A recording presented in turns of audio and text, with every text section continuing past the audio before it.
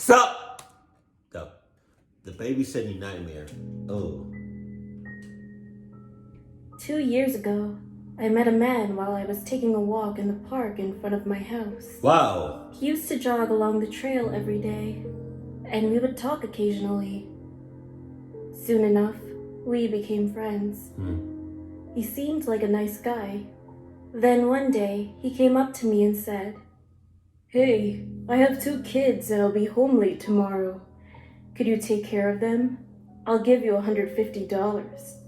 My kids can't eat their meals by themselves." After considering it for a while, I soon accepted it. That wasn't no while. You thought about that for a couple of seconds. My ass. Now you about to get clocked up. Thinking that I would make a decent amount of money. He gave me his address, and the next day I headed over to his house.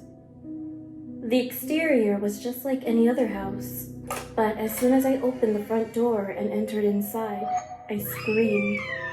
2 people without arms and legs were sitting at the living room table. Oh my God. I was so surprised that I thought I had seen an illusion or something. When I came back to my senses, I could clearly see the dead bodies. Being shocked, my body couldn't move at all. There was also a note on the table which said, "Please take care of their meals." I could see there was toy tableware and some food on the table. Just then, I remembered what he said to me. His children couldn't eat by themselves. My legs were shaking, and I looked around the house. There was a chill in the air, and a disgusting stench pierced my nose. I don't know why, but next, I walked towards the refrigerator. I should have just run away at the time. I still regret the decision to investigate. When I opened the refrigerator, I could see lots of wrapped up arms and legs. They were piled on top of each other inside. Screaming, I fell backwards. Then I heard the front door open. When I looked back, the guy was approaching me with a chainsaw. He said, "Now we have 1 more, kids." I was frozen with fear. However, I immediately took out the pepper spray I always carried in my pocket in preparation for the worst and sprayed it on his face.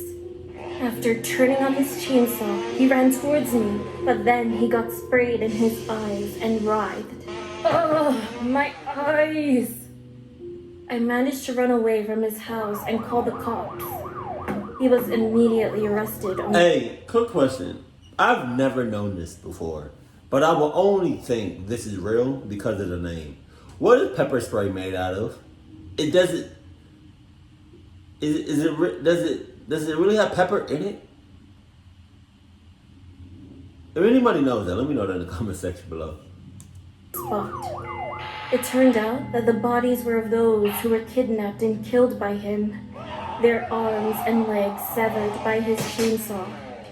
What was even more horrifying was his response when the police asked him why he had cut off people's arms and legs. "That way, I can carry them." Then he laughed maniacally. To this day, I live every day grateful that I survived that crazy encounter.